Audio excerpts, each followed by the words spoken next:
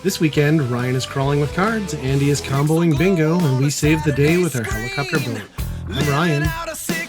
I'm Andy. And this is Weekend Rental, episode 229. Welcome back, everybody. Brand new episode. Bit of a short turnaround on this one for Andy and I. I'm going to miss our normal recording, so we're doing back-to-back episodes. You guys will be hearing this, very usual, every 2-week interval. So if we're talking about stuff that seems even older than usual, I apologize. Old news. Man, my fault. I've got a couple of topics, but Andy, you went to an event that I've been going to for 13 years straight now, and this is the first time I missed it. Yeah, that's impressive. I have missed it once in the past. So you were the leader of the streak. I know. I was keeping it alive. And now it's broken. It was MGC this last weekend out in Milwaukee. And did not disappoint. It is still a gigantic convention with a million things to do, a million things to see, and a million people to be inside of it. You mean the crowds didn't get smaller for the 25th anniversary? No. I think Saturday was maybe a little bit more spread out. Okay. But it still got pretty bad in the game room. In the game rooms, I would say, Saturday afternoon. Getting to an arcade game was damn near impossible. Yeah, Saturday afternoon was pretty rough. Yeah. For that. How was the preview night on Friday, though?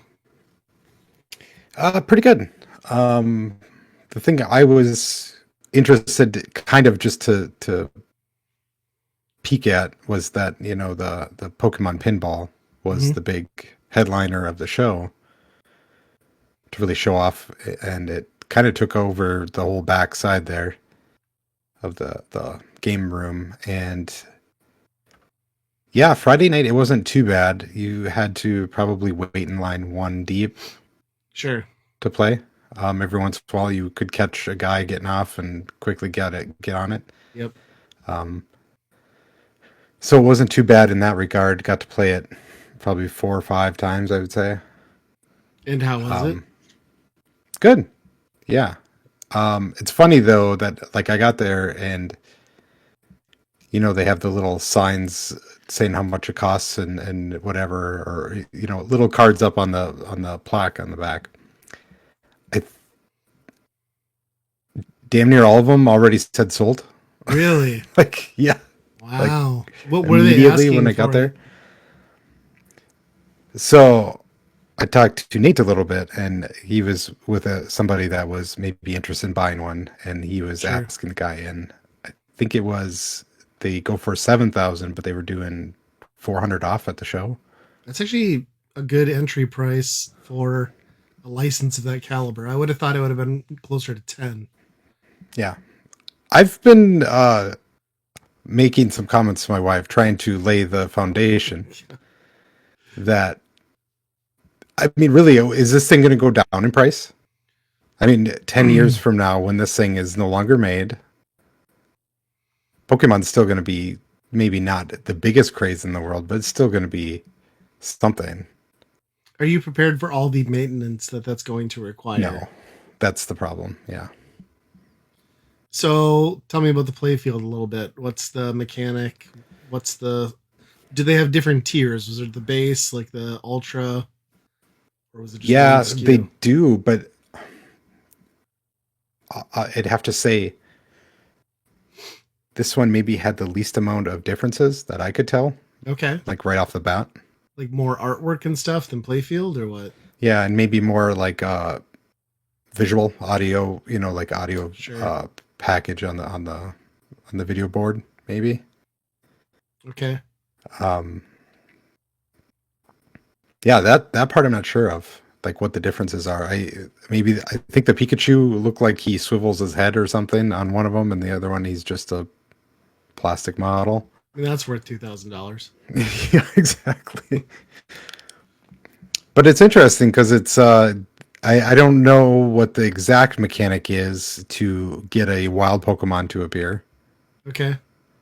It's something to do with probably doing the rings around the outside. Um, and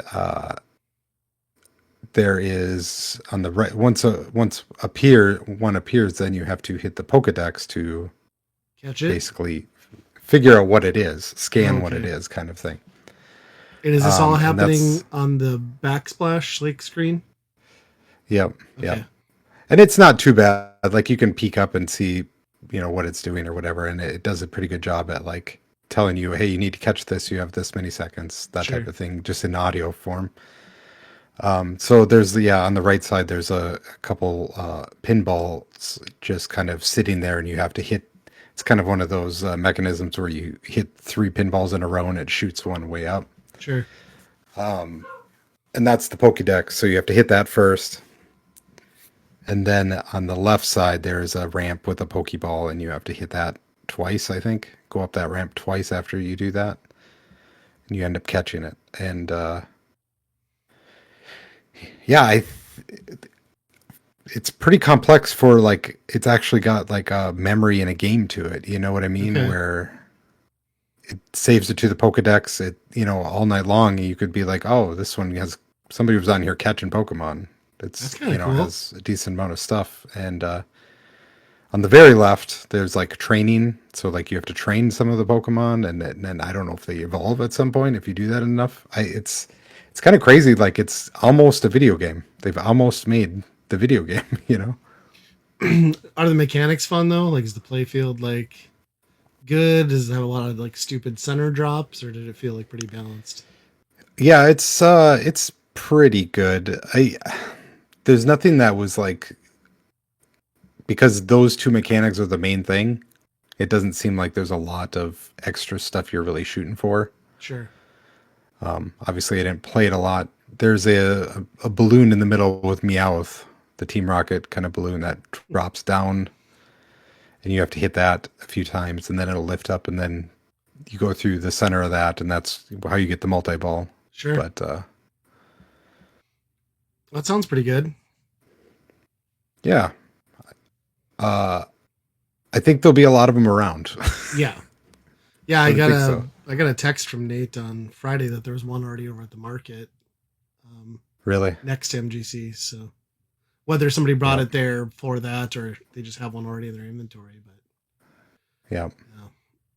yeah, I think this will undoubtedly be one of the biggest sellers for Stern. I mean, Godzilla seemed to do really well too, but Yeah. I didn't particularly enjoy. I think of the recent ones that they've unveiled at MGC, I still think Jaws has been my favorite playing one. I didn't. Godzilla would probably be second. So it's good to hear that it's like more of a like low key game that you can just kind of enjoy instead of be frustrated at. Yeah. The bummer part about that is they really didn't have much of the King Kongs, because that's also another one of their new ones. I think there was maybe 2 of them there, which is Okay. it was really tough to get on that one. I played it once. Did you get to play Evil Dead this year? No, there was only one of those, and that was Oh, really? pretty full. This year Spooky had Beetlejuice, which was pretty Oh, I interesting. saw something about that. Yeah. How about any of the other companies? Anything new from them? Jersey Jack had Harry Potter, Okay. which was pretty neat. Theirs has so much stuff going on the playfield. It's kind of like, where's the ball half the time? Yeah, I feel like their tables are almost more like displays at like a Toys R Us that you also play pinball in. Like all of them are just like so jam packed with stuff. Yeah, That Hot Wheels one even, it's crazy. yeah. No, they were. It was all pretty good. Nice. And then you got to experience Bubsy 4D. I saw. Yeah, Atari was there. Like, actually had booths, and some of those remastered games that they've been doing are pretty fun. Yeah, I don't know if you played the Yars Revenge one. That one I is think I have. I think pretty it was good there time. last year. Yeah. Yeah. they're neat, but they're still like inherently like that 2 minute of arcade fun. Like they haven't deviated Yeah. from that. So it's like, well, that was cool. I guess I'll take a break now. Yeah. And I'm guessing they're not trying to sell it as the arcade because that would be kind of ridiculous to me, but Yeah. I don't know. Maybe not. Well, it seems like all the game. I mean, the games are on Steam. Some of them are on Netflix now, and they're everywhere. I mean, they're on the VCS too. For anyone who's still using that, It still has that hooked up. Yeah. The there's a couple other surprises that, Killer Queen and the Black Emperor were back after Black Emperor was back. Yeah. Shut 4-year up. hiatus. Yep. Oh, that sucks. I love that game. I've still never seen a cab outside of that place. No. Damn it. I would have loved to have played that. Yeah. Awesome. I brought my whole family over to that, and they just didn't get it. They played it a couple times. They're just like, whatever. Yeah, I don't know. The fan was not. I don't know if the fan was working. Yeah, the thing that blows the air. Yeah. See, you kind of need that for the full experience. Yeah, that game is so good. For anyone who isn't familiar, it's like I guess the best way to describe it is like a 2D runner, where you basically control the thing with like what I would say is like a vertical hockey puck is essentially the controller, and you're swiping it in various directions to like get over rough spots in the road. It's so intense and so unique. It's the amount of speed that is in the game, but also it's a 2-button or 2 controls that have to be super like dialed in, almost like an Arkanoid, like you're doing playing 2 different Arkanoids at the same time, like dial games, Such a cool concept. I'd say it's like Genesis style 16-bit graphics. It's rockin' soundtrack. It's something. It's pretty weird that like somebody invents like a new play style in an arcade these days and pulls it off well. And they totally did something fantastic. Yeah. Yeah, that was surprising to have them back. And then, Killer Queen also, like, haven't seen that around even for a while. Like, even those were out in the wild for a good chunk of time, but I haven't seen one of them for a while now. Yeah, makes me wonder what happened with all those arcade machines at that place that closed in town here. Mm-hmm. I'm guessing they went back in the guy's collection since he like opened up the thing with his collection, but because I never saw an arcade auction listing. Yeah. So what else was new?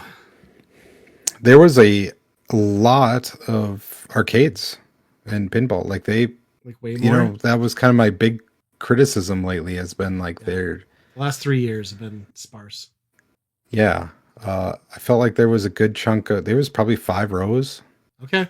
That's at least 2 more arcade than last year. Yeah. Yeah. Yeah. Some pinballs in there too as well. But yeah, a lot more arcades. So that was good because for a while there, it was like half of them were broken or not even on. And then, sure. It was good. Was the guys' games and beer room in the usual annex, or had they moved? Yep. Same little. Well, not little. Well, it's a pretty big room. Yeah. Nice. Kind of the same stuff. Although they didn't do a lot of like the gotcha vending machines this year. They didn't do any of that stuff. Okay. But yeah, Steel Battalion, Curse Halo, all that stuff. Nice. Yeah. You run into anybody else other than Nate, or? No, not really. I saw him a couple times. One time in the tabletop room, which was also insane. The last year, it was like kind of dead in there. It was like, there's nobody down there. Yeah, it kind of depends on when you hit it, I feel like. Yeah. So our plan was, once it got busy upstairs, to go down there and be like, check out a game or whatever. And we went down there. It was pretty packed. Nate was down there playing. And then we got in line to pick out a board game, and they were like, we are waiting for tables to open up, and there was like still 30 people in front of us. So jeez.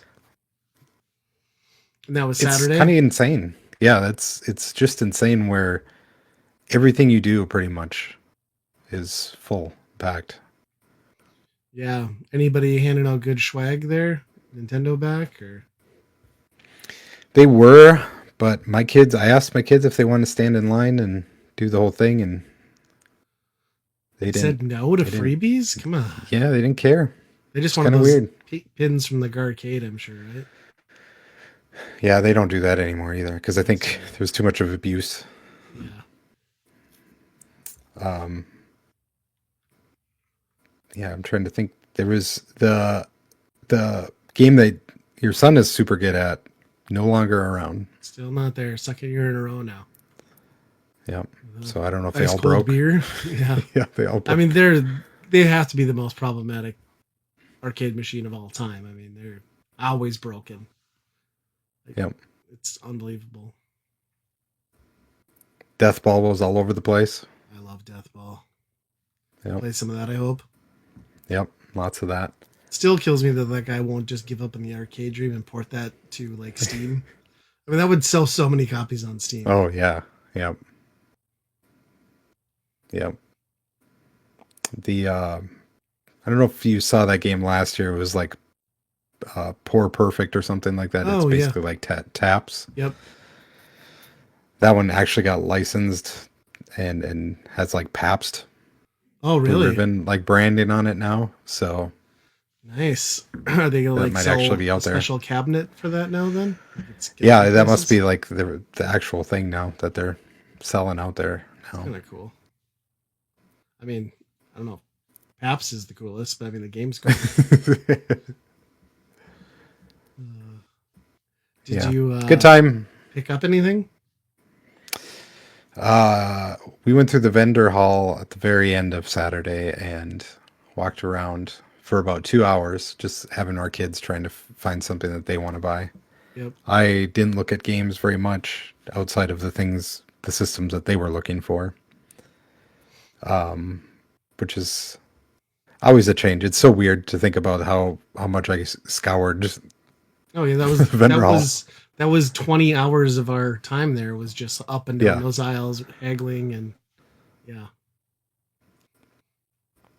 Yeah, same stuff though. There's a lot less. The big booths are the ones that are traveling all over. They do it everywhere. That's their living. Yeah. And then you got all the artsy 3D printers and crocheters and all that stuff. There is not a lot of just dudes selling games. Right. Like, I think Terry might be the closest to that, and he's still, doing it for work, basically. Did you talk to them at all? No, they were pretty busy Yeah. when I went by there. They didn't happen to have that copy of Hotel Mario, did they? Oh, I didn't check. Okay. Like, I yeah, figured if they were wonder. going to put that one out somewhere, MGC would be the place to unload it. Yeah, that's a good. It's the right spot for it. Saw that. Yeah, they had pretty good entertainment. They had like these guys like doing bike tricks. It's pretty good. I had Really? a half pipe set up out in the corner of the vendor hall. That's kind of crazy. Yep. Just random like Milwaukeeans or what? I don't know where they came from, but no, that was kind of entertaining. My kids love that. Nice. How was the food offerings? Did they have many food vendors this year? Or pizza and We ended up, my kids, we all did a vote. If we wanted to go to Doc's, if we wanted to go to the market, Yep. if we wanted to do whatever, and they all voted to just get the cousin sub stand oh that no, was inside. that's the lamest. I mean, they are good. Yep. I mean, it keeps you at the convention at least. Yeah. I think that was the thing that really burned me last year was like spending 2 hours of your Saturday Yeah. at Doc's. Docs So, sucked so much last year. It pissed me off. yeah. So I was kind of all right with maybe getting something quicker. Right. Yeah. Well, it's crazy too because Docs is usually like 30 minutes in and out. But it was like Yeah. we waited longer for our food than we did anything else. Yeah. And it wasn't even nearly as good. So you probably made the right Yeah. call. So you did not pick anything up then officially. I picked up one board game, which I'll talk about later, but that's Okay. Yeah, that's Good about stuff, the guys. only thing I did. Yeah. Nice. Well, I got a little bit of FOMO once because you sent me some stuff and so did Nate, and I was like, would have been fun. But I didn't see anything in the pics either that I was just like, well, this justified me carving out a few extra days and driving down and dealing with like the shit show. And I mean, I still love MGC. It's still fantastic. I'll be back, but it seemed like the Yeah. right year to take a break. Yeah. So Nabe was saying that, he was there early enough to see like the kind of announcements and all that Hmm. from Dan or whatever, but he was saying like they're booking the whole entire building next year. But what don't they already have? Yeah, Like I don't know something up on the what you would third do. floor? Is there like another wing around the corner? Because like it seems like they have everything else. Yeah, I think on the one floor you can open up and it goes Okay. around the other side because they used to have other weird things too, right? Sure. And I think those were over there. Um, but yeah, but even so, what are we gonna do? What are you gonna fill Right. it with? I don't know. More vendor space? Like, do they run out of vendor space? Maybe that's part of it, or I mean, I can see that. Yeah, yeah. Yeah. You didn't run into any like retro celebrities and like ask for photos or anything? No, I saw something around, but I didn't. Yeah. You didn't fangirl? Nope, That's too bad. nope. That's too bad. Well, I'm glad you had fun. So you just drove back then? Did you come back Sunday or did you start driving back Saturday? Started driving back Saturday. Stayed up way too late driving. Yeah. Definitely What'd you felt it. So you always do the right thing and take Monday off, and Yeah. I don't, and I feel it really badly because it's a lot of late nights and then getting up early, and you just sleep like shit in hotels anyway. But Yeah. Where did you make it to then? Sunday or Saturday night? almost back to Eau Claire, all the Okay. way back. So Yeah, that's quite the jaunt. That that gap when you're tired in the night between like Madison and Eau Claire is not a fun yeah, stretch because it's just like yeah, winding roads and trees and always paranoid a deer's gonna jump out. yeah, Remember that was no, that wasn't MGC. That was our Chicago trip where that like crazy pickup was like flying by us like 2 a.m. and then it would like slow way down and like fly by. I was like yeah, getting so skeeved out. Like, we were yeah. We definitely dying gonna die. tonight. Yeah. Uh, well, I'm glad you guys had fun, and I'm still a little jealous, but I'll get back. I think Yeah, I think I'm kind of coming around on it again, where like I'm almost excited for a few more years when like our kids aren't wanting to go anymore, and it just turns back into a guy's road trip. It's just a yeah, couple of dudes in a car. And I yeah. like the family Well, trips that's too, but I do too, but the end of the day, Saturday, that's pretty much all it is. Like there's nothing that I'm doing. I don't yeah, hardly even play a game Saturday. It's right. just, You're just watching and I the brought my kids. youngest with too, so it was a lot of keeping track of him too. But Was his mind like blown by everything? yeah, yeah, he couldn't believe how much was going on. How did that 3D stool work out? Pretty good. Yeah. Yeah, it was exactly what we needed. We used it quite a bit. Even in the vendor hall when they were sick of us, you know, stopping at every little thing. They Is it whipped just it a out at portable the end of the chair? row and just sit. Yep. Yeah. Nice.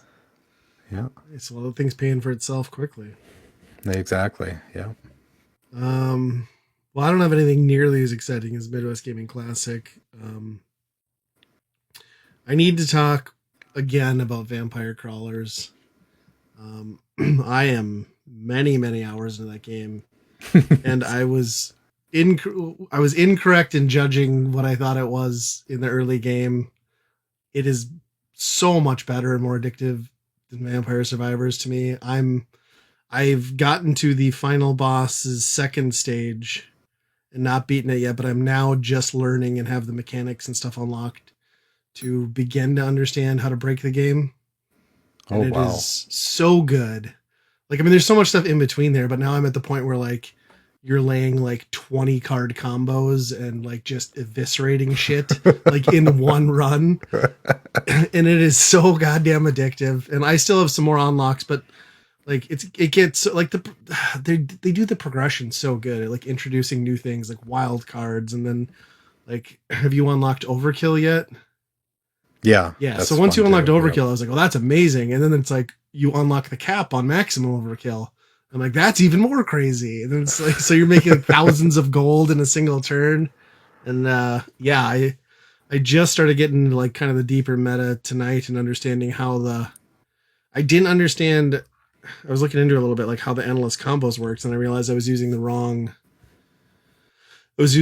like bonus cards from the tent. Like I was very into the one that increases your base mana for every 100 cards played, because like by the time you get in the third layer, you have like 20 to start.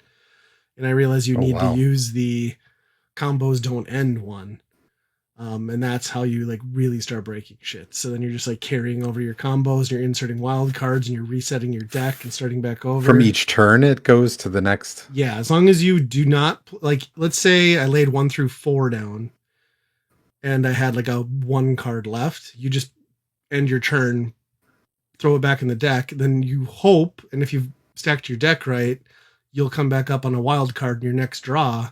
So you draw the wild card, reset, try to chain your stuff back together as far as you can, insert another wild card. Like it gets, I mean, there's people that are way better at it than me, but like I'm just starting to learn that, and it's freaking wild. Like I think when I went into the final boss today, I'd already like had a base health of like 150, and like I was stacking like 20 turn plays on like everything. It was pretty nuts. Like it's easier in like the mob fights because you don't have the timer where you're going to get hit. So it's a lot more hectic with the bosses because it's like, well, I don't have enough time to really think. So you're like trying to play fast and not fuck it up. And that becomes Yep. stressful. But yeah, I'm fully in love with that game. I'm probably at least 16 hours, 17 hours into it. Wow. So I have not put it down. Like every chance I get, I'm grabbing it. Huh. I've unlocked a few more characters, and tonight I had a really fun run where it was basically my entire deck was just one hand. So like every Yeah, you just hit time, the X and ev- go. yeah, it's just like Yeah. every single. I knew what my round was going to be every single time because it was the same Yeah. hand, you know, which is fun. Yeah. I was kind of avoiding those, like, why would you get rid of those cards that say like destroy, you know, or whatever? Right. Why? What's the point of that? But if you can evolve your stuff and cut your deck down to basically nothing, Yep. and then just use those to like never add new cards to your deck, it's Yeah. it's pretty viable. I think that's like the end game strategy once you have like the endless combo is like you try to get that like 8 to 12 card deck that you know like reliably you're going to get like the auto reset, so like every turn is just a combo in itself. So I think Yep. that's like where I need to try to get. So yeah, it's so good. And there's just so much more. I mean, there's choices in Vampire Survivors, but like this is like there's actual thinking, right? And then I really enjoy like the strategy to the map too. It's like planning your route to like hit as many of the power ups before you start engaging in battles as you can, and then Yeah. yeah, it's Yeah. good. I Do you know if all that stuff is random or if it's like you know that you're going to get a mana on level 2? I think that part's random, and then like obviously it Okay. starts throwing more at you the more you unlock in the game. So you start getting like I just got a couple new cards I'd never seen before tonight, and I'm like so many hours in. So Yeah. Huh. the one I really get annoyed with though is the one that like requires card types to unlock the chest because like you're never sure if it's worth the gamble. Like half the time Yeah. it's not. So Yeah, and I'm still in that time where the gems aren't worth yeah, the money's worth more than the gems half yeah. the time. I still I did one purchase just to like try it, right? But like I'm like, it's not worth it. Yep.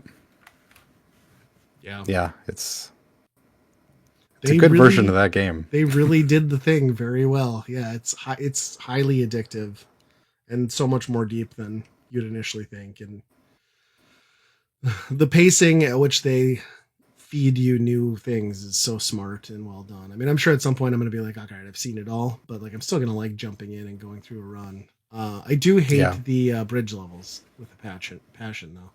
Like those are very Oh, annoying. I like them, but I've only played them once. Yeah, So yeah, me too. I think it's cool the first time, but I could see after a while that would be very annoying. Yeah. Yeah, I think you go through 3 of them if I remember right. Okay.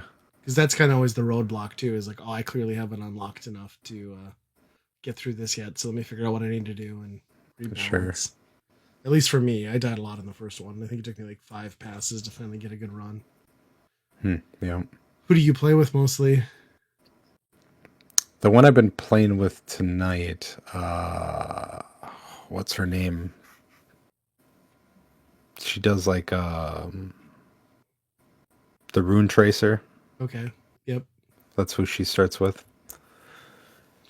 I've been pretty locked in on like that barbarian guy, like with the daggers as his base. Like that's Once he seems pretty good because he gets something with red cards, right? Bonus with red cards or something like that. I think so. Once I unlocked him and I started crushing. Once I switched over, I just haven't tried a new character since.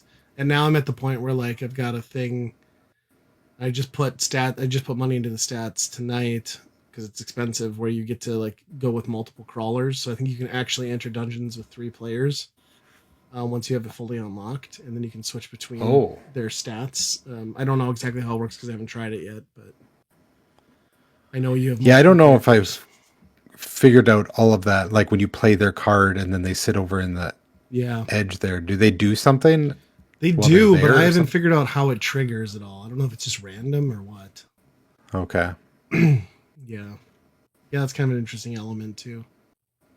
But man, I'm happy to be wrong. Like I thought that was just going to be an okay sequel, but to me it just like crushes the first. I mean, totally different games, but like I'm way more addicted to this than Survivors at the moment, anyway. Yeah. Have you ever played like Slay the Spire or anything like that? No, so maybe that's like benefiting me that this is a completely new concept to me, because I know it's not a new concept to a lot of people. Yeah, I mean it's the dungeon crawling aspect definitely is like, and you know the combos and stuff like that definitely are kind of new to this, but I mean I am not as far as you, so I think this probably gets way deeper than I think it does. Sure. But yeah, if you like this, you might like Slay the Spire or something like that, where I'll have to check it out. It really gets into those combos of cards and stuff like that.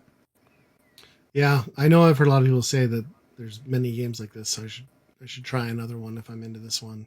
I did figure out a way to. I know I was complaining about like the right thumbstick last time too, but I realized in the next play after we recorded that the left and right triggers turn you left and right as well, which completely eliminated me being annoyed with the dual thumbstick thing and having to move my thumbs. So yeah, I'm glad I picked it up on the Switch. Like I know it would have been nice to just jump in on the Xbox, but it's pretty nice just being able to sit on the couch, have the TV on, and still keep playing the game. So it's a almost perfect Switch 2 game in that regard. Yeah, it's one of those games where my kids could care less to watch this on the TV. Yeah. You know, it's not like an entertaining. It's not exciting. Yeah. Right. So yeah, it is kind of nice to have it on a portable, I'm sure. I will say the one design element that I feel they effed up on though is like there needs to be like something like a gleam on the character or like a marker on the screen to dictate where that front row is for them dealing attack damage, because it's very hard to decipher to know especially if they're going to attack you. Yeah, their sizes are so different.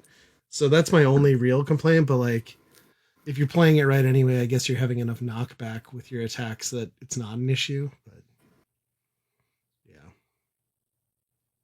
yeah, it still sucks sometimes when you get that one random combination of your cards that just don't do shit, and then you lose 40 health. Then they all attack you. Yeah, you lose half your health.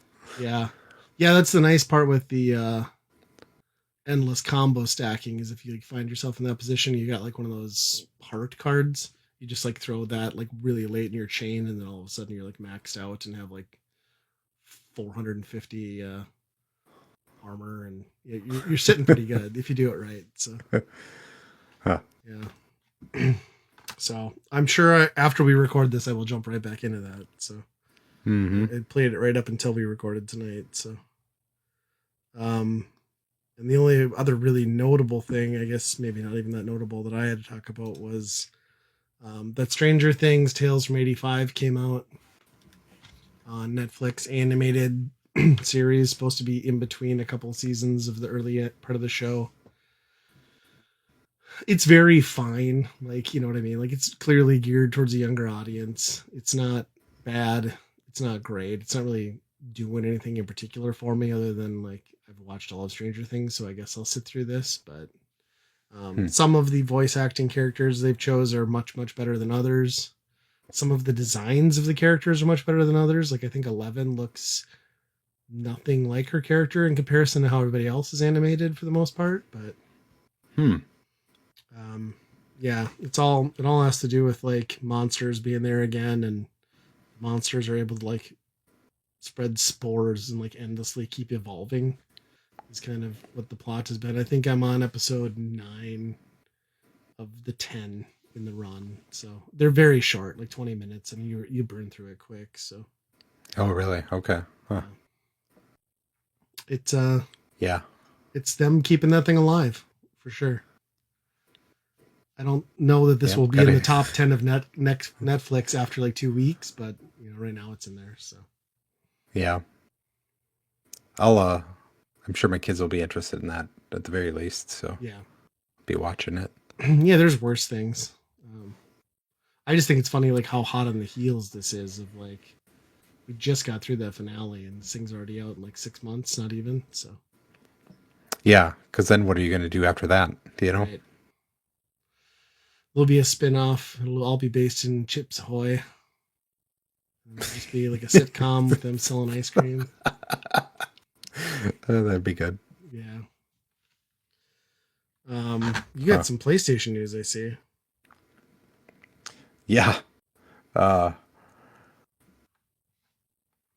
Let's remember the time of early 2010s of Xbox One launching with rumors of some nasty online only DRM for your games. And the famous line was, if you don't like that, we have a product for you. It's called the Xbox 360. Yep. Yes. And Sony famously went out and dropped a bomb on them during that E3, basically saying that's bullshit. Why would you do that?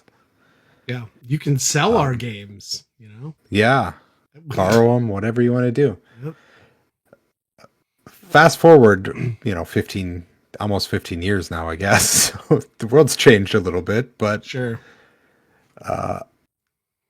Sony is doing the same thing that Xbox proposed. Like, I haven't heard of almost this. To a T. How egregious are we talking? Like, what's your window to be connected online for it to? If you have bought a digital game from Sony after March, they did some update in March. After whatever this update in March is, you have to connect online at least within 30 days. What the fuck? Every 30 days. Why? Even if it's not an online game? Yep. If you bought it digitally, you have to be online every 30 days to check the license. That is absolute insanity. There's no way they don't repeal this. So they didn't even announce it. They just somebody went through like the patch notes and found this. Yeah. Well, because it's been over a month now, people are like, why the hell is my game not working? What the fuck, Sony? Really? What purpose does that serve them? It's amazing how did you not learn from that lesson? That was one of the biggest marketing mistakes in video game history, for sure. And that is insane because the digital market now compared to physical has to be close to 50-50, right? I would imagine on the Yeah. PlayStation. I don't think my Yeah. kid, I mean, I've bought him 5 physical games or so, but he's never purchased anything physically. Every game Yeah. he's asked for, he's wanted the digital copy. Yeah. Which, I mean, at the end of the day, like right now, the people that care about playing games right now and You're online. you're online, it's not going to be a thing. There are circumstances, like if you're in the military and stuff like that, maybe it's a lot harder to pull this off. You're also But losing control over your purchases. You know what I mean? Like yeah, in and 30 that's, years I when mean, the in the long PlayStation term. Network doesn't exist and there's nothing for this to ping off of, if you had a digital only PS5, you now have a paperweight, Yeah. which is disgusting unless they do some like end of life patch, assuming you hooked up to the internet to download that. Yeah. Huh. Wow, And I had not heard this.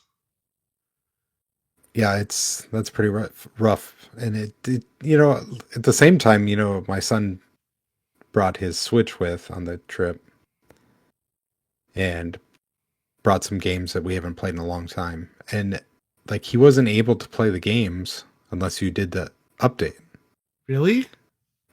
for the game. I thought you could And start anyway. Did they not? I thought remove so that too. feature? That's what I told him. I said just hit start anyway or whatever it is. Yeah. And he said that it's not there, that you have What to, the frick? like, it closes out. So like, are we already there on Nintendo too, where now updates are locking games away to, like, if you don't have that update on your system, then the game, you're never going to play it, be able to That's play it again? ridiculous. I don't know. Wow. Yeah, that's all scary and shitty stuff. I mean, it's not like gaming is getting cheaper. No. Yeah. Wow. Well, and the other PlayStation news I had was just the fact that Microsoft's biggest success was Forza moving to PS5 and selling 5 million copies already. It's like their sole stream of revenue minus like all the Xbox Game Pass subscriptions that people held on to, I guess. Yeah. Which are going down now. Yeah. You got to imagine that them seeing this much success, so that means that Forza is now no longer going to be Xbox and PC exclusive, right? I mean, Right. That's too much money to just turn away from. Yeah. And now that gives Gran Turismo something a run for its money, I guess. That's still a thing. I don't, not to me. I thought Forza has been like the premium thing for the last 10 years now, but Yeah. people still buy. I mean, Gran Turismo, I guess. I was all about Gran Turismo for a long time, and yeah. Yeah. But I'm just not into those games anymore. Even like the Forza Motorsport, those were just, after a while, got old. The Horizon is just so much better for what you want out of hop in and play game, and not Bound to a needing track a sim. Yeah. Right. Yeah. Interesting. I did have one other nugget, which I was going to mention when you were talking about pinball, and it slipped my mind, but I got an email yesterday from Legends, and they are offering a new, because apparently like 90% of their user base is still like the Legends HD table that they've like basically forgotten about and tried to sell the very expensive 4K versions, which haven't gone over well. So like you're a huge part of our like core base, so we're introducing surround sound feedback, a new kit to like upgrade your Legends HD pinball. I was like, oh, that sounds really cool. Guess how much they want for that? Just guess. It's a subwoofer you put in the bottom. Probably $600. $500. $500. Yeah. That's how much I paid for the cabinet. And the fucking thing doesn't even connect to their network anymore. So like the hundreds of dollars I spent on additional pinball tables are worthless for me now too. I'm like, really? Oh, $500 for this? So I don't know what they're thinking. Like, I guess like they thought they were throwing everybody a bone, but who's upgrading this? And like, you literally have to cut a hole in the bottom of your cabinet. I think it requires some actual technical know-how. Like they like tutorial and install videos coming. I'm like, that is not the way to pitch something like this late in the game. No, those people that bought that were not doing it for that. No. They wanted the all-in solution, Yeah. Yeah, so I'm definitely not going to do that. So I'm still annoyed with them and not being able to connect. I actually haven't even hooked that back up since we moved, so still in Yeah, I multiple wonder if pieces. that company's probably days are numbered pretty soon too. I mean, Yeah, I with mean Arcade if One Up, kind of gone now too, and right, if Arcade One Up couldn't do it because it seemed like they were on top of the game forever, and then not so much. yeah. Yeah. Well, I think unless you got anything else, is I get into staff picks. Yeah. So let's start with yours since it's MGC related. Yeah, my one purchase from MGC was a used board game, and it not a crazy one at that. It's not like it was a big collector thing, but it's a game called Super Mega Lucky Box, and it's basically bingo that with combos. Okay. You get three cards that have a 3x3 grid and with numbers on them, and if you get three in a row on the top or on the bottom, it kind of shows certain things that you get for completing that row or column. Oftentimes it'll be another number. So, you'll get one row and then it'll be like, oh, you earned a five. So you get to put a five somewhere, Sure. fill in a five somewhere else. And then there's some tokens that you can get to kind of manipulate up and down. So if the number that comes up is like a four and you want a five, you can spend one of these tokens to just roll up one, or even go, if you want to go crazy, just spend them all and go however far you want to go. There's a couple other things that kind of little tokens that you get that matter in scoring, but I think the real fun of it is that combo system where by the end, you're just spending your tokens to try and fill these things out because it's the last round. Sure. And you're just bouncing combos off. Like, I filled in this row, so I get a one. So I put that one over there. I'm going to spend a token to make it a two. And then I fill out that row. You're just getting huge combos. You're filling in like five numbers on one turn and completing a bunch of boards. It's kind of chaos. And kind of a point salad game at the end. It's just a bunch of Sure.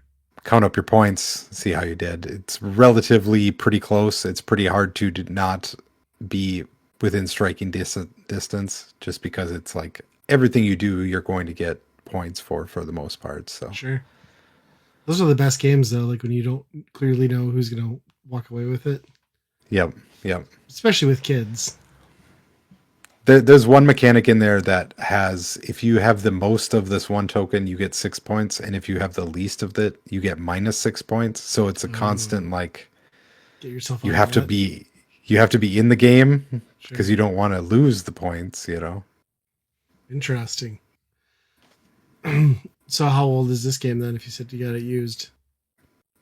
I think it was 3 or 4 years Okay. old now. We've Still played pretty it. new. Me and my wife have played it online a few times on Board Game Arena, and it was just a pretty decent price for Yeah. it at one of the booths there. So grabbed it. Nice. Yeah, it sounds like a fun one for the family. Mm-hmm. I was struggling to come up with anything for a staff pick, so I just went with candy. I was going through. I stopped at the gas station to get something earlier this week, and they have Twix Bits now, where it's basically Butterfinger BBs but in Twix form, and it's Oh, absolutely as delicious as you think it would be. And I bought a bag to try and quickly decimated it and wanted more, but I've restrained myself. Very good though. so they're all like round balls, Yeah, or so they're yeah, so just round ball. The filling is like the cookie filling, and then there's like a thin layer of caramel over that, and then the chocolate on top. So I think they'd be really huh? good frozen too. So I'm gonna have to try another pack and freeze it. But yeah, it's just Twix, but in ball Huh? form. Everything's better in ball form, right? Yeah, All yeah, food should be balls. yeah. I mean, if you had those nerd clusters, Oh yeah, those are so the good. gummy, yeah, those are amazing. But this last weekend we tried for the first time the juicy ones, Oh, and I I've tell you not what, seen these. You would think that it's going to be amazing, but I was kind of disappointed in them. Really? So adding Yeah. a gusher to the equation was not the right solution. Yeah, it's basically a gusher with a nerd surrounding it. I mean, I could see that being a little too much. I mean, those are already like there's a lot going on in just the normal ones. So Yeah. yeah, Huh. So, yeah, I'm gonna have to try those Twix bits. That sounds good. yeah. I'm sure you can find. I found it at Casey's, so I'm sure they're everywhere too. But Mm-hmm. Candy. well, candy. It's the best for you, kids. Eat it all. Skip your dinner. I guess that probably gets us to the weekend rental. I think we're doing the same system back to back. So the weekend rental, Andy and I will pick a game for a given system. We'll play it, and then give our opinions as to whether we would buy, rent, or burn the game. We're talking about the good old Nintendo Entertainment System again, and we're talking about Cobra Triangle, which is still a relatively inexpensive game on the console, and one that I know I've picked up several times and like tried to get into, but never really sunk much time into it. Definitely got the farthest I've ever gotten in playing it for this episode. The best way to describe it, it's made by Rare, is that it's just a mashup of RC Pro-Am, but with boats, and then merge that with Captain Skyhawk, and take some of those sound effects, and you've got Cobra Triangle. Yeah, you're not wrong. Yeah, I had to look it up. It was the same team. So, Rare did Captain Skyhawk, but it's published by Milton Bradley. This one was published by Nintendo. So yeah, some of the same people were on staff, and that's kind of you get some of the Captain Skyhawk sound effects, and then you get like some of that like ever changing like episodic levels that Captain Skyhawk has. Although this is a little more spastic in you finish a level. Your boat shoots at a helicopter, flies off, drops you somewhere, and it gives you like a 2-second title screen with your objective, and it's like, figure it the fuck out. Yep. And it's always like something completely different. Totally different. Yeah. Yep. You start out with a race, then it's like, I don't know, go off jumps. Like dispose of mines. Yeah. Kill a dragon, save the humans, make it upriver. It's all so different. And it all suffers or benefits, depending on how you look at it, from that weird isometric pseudo 3D perspective, where some of those asks are much more challenging than the others because of how you have to try to line things up on screen. At least to me, I don't know. Yeah, the shooting in that view is really tough. Yes. It took me a while to realize that select like toggles through the different weapons for you, like which I didn't pick up on until way too late. So, yep. And I don't know how many continues you get. I've only continued like once, so I didn't really try to abuse that. I did the same.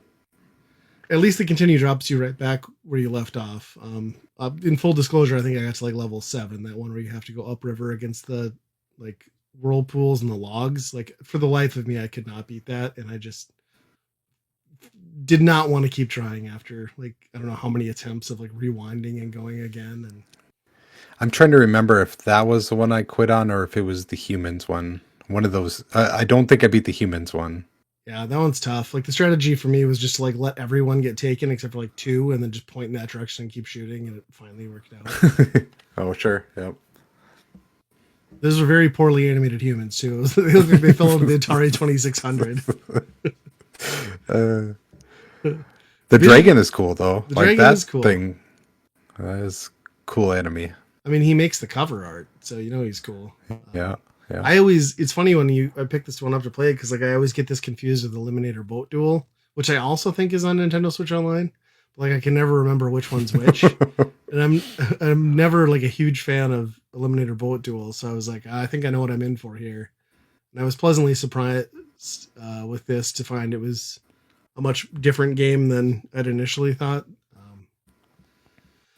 I don't know, it's rough around the edges when you see what else Rare has on the platform too. Like I'm a huge Captain Skyhawk fan, like one of my favorite games, a huge RC Pro-Am fan, even Sneaky Snakes.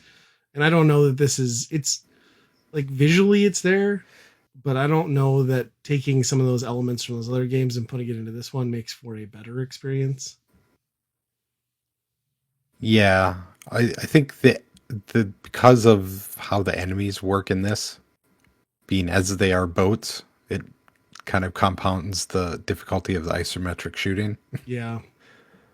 Yeah, because and you they're don't also on the weird gated that the yeah, the the turning 8-way. is Yeah, yeah, you don't really have like fluid. It's every you're straight or you're very angled in your shooting, and when you're trying to do that in very precise, quick amounts of time for what they ask of you, it is very frustrating in that respect. yeah. I I did that one level where they you have to bring the mines over to the other side and drop them in the yes. hole. I just found out that as long as you were turning, Yeah. the boats couldn't catch you. So Hmm. you just like serpentined all the way over to the Yeah. thing. My strategy was to get one, go halfway, let him take it, and then get the other ones, which works great until you have one mine left. And then I eventually figured out like the turn thing and got it in there. I like that one too because it's got like the sound exactly from Captain Skyhawk when you drop it in Yep. there. Um, I really liked that target level too, where you're just like lazy river floating down, like blowing up shit everywhere. I don't know why I found that one so fun. Maybe because I didn't have anything Yeah. shooting at me, but yeah. I ended up just finding out that it was way better if I just did a complete rotation the entire time and Oh, just held really? the Just shoot button. spammed? Yep, I just Huh. spun and shot, and I got most of the targets. Nice. I should have tried that. I didn't even think about that. Yeah, I think I think it's cool to see an NES game like take this many like stabs at like different types of gameplay. But Hmm. it suffers from the same thing where like a lot of games in this vein do, where it's like sometimes it would just be better if you had like a more narrow focus and polished that more than like I get there's excitement in like ooh a new challenge, but it's hard to get like good at it and it's hard to make the gameplay fit every situation that they attempted. I don't know. I want to like it more than Yeah, I do, I think, is what I'm trying to say. I think so too. And I mean, you when you said Captain Skyhawk, it like lit up that oh yeah, this is just like that game. Yeah. But that game has so much other weird shit in it and interesting visuals Yeah. compared to this. I think that I mean that has a bunch of bullshit in that game too. But Yeah. And well, it's got like 3 to 4 different like game modes. They recycle, right? Like it's the same in order every time. So you know what yeah, you're in for. Where this is just like so batshit crazy and like what it's asking of you every time being wildly different. I can't imagine it's very long if you can get through it. Yeah, But probably not. I should Google quick because like yeah, if I mean, I probably put 40 minutes into it and got as far as I did. So yeah, you can bang through some of those levels pretty fast if you knew what you're doing. So I would imagine it unless they started recycling, races and stuff like that a lot, I'm just maybe. upping the difficulty. Yeah. It says 25 levels. Holy shit, that's a lot. So I think Huh. I made it to 7 or 8. I don't know what the final number was. So interesting. And it says there's monsters every 5 levels. So I don't know if it's always the dragon, but interesting. Hmm. What do you think then you'd give Cobra Triangle on the Byron Burn scale? Hmm. I think it. I don't think I could give it a buy, just because of kind of the weirdness and some of the modes just don't hit Yeah. very good. Um, but I'll give it a very high rent. I think it's definitely worth playing. Yeah, But it, I think I'm with you. I'd give it a rent. Like I want to give it a buy. Like there's way worse games in the NES, but there's just much better games from these same developers and Rare. And this just doesn't quite hook me in the same way. But there's a lot to like about it too. You know. I think if it was younger me, I definitely this would have been a game where I would have like religiously practiced this and gotten like super good at it. But like that's just not how I play anymore. So yeah, I pick up a game like this and I'm it like, that's neat, you know? it's just a victim of like you said. It's just trying to do too much, and none of it's going to you're not going to nail it every time. Whereas something like RC Pro Am is really good because they focused on that one thing and did it really well. Yes. Yeah. Yeah, totally. But yeah, it's interesting one to check out. And if you are a physical collector, it's still very inexpensive for the NES. I think it's on the Rare collection too. Yeah. So it's out there. One to have in your library and give it a shot, but probably not one that you have to own. But if you pick it up cheap or find a way to play it, switch online like we did. So, And the artwork's awesome. So yeah, and I will say that this game, difficulty wise, is difficult, but not like crushingly. Like I think I probably use the rewind feature the least of a lot of the games we've played. Yeah, because it just doesn't. I think it knows what it is and tries not to punish you too much for a game that like gives you seconds to figure out what the objective is and complete it. You know what I mean? Like if you were trying to max out some of those levels, I think it would be really hard because then it gets into kind of the Battletoads memorization type shit that Rare also likes doing. Right. But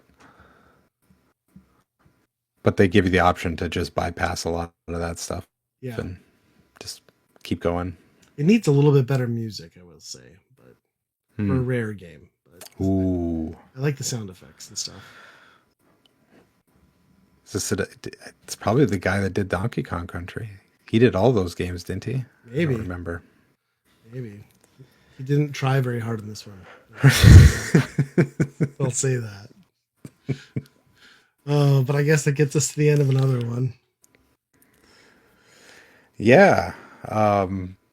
You can send what's his name, David Wise, I think.